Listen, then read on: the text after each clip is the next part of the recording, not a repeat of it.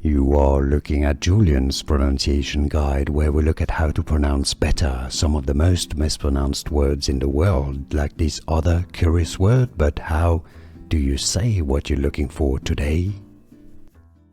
An interesting word right here. Let's break down the pronunciation. It's easy once you know there's only one pronunciation in English, how to pronounce it.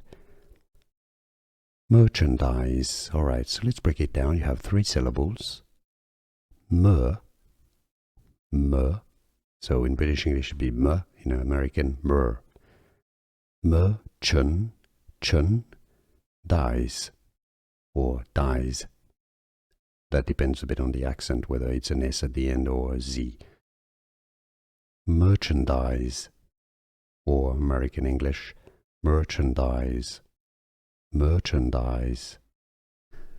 Here are more videos on how to pronounce more confusing words and names too many mispronounced. Like this video if you found it useful. I appreciate your support. I'll see you soon and thanks for watching.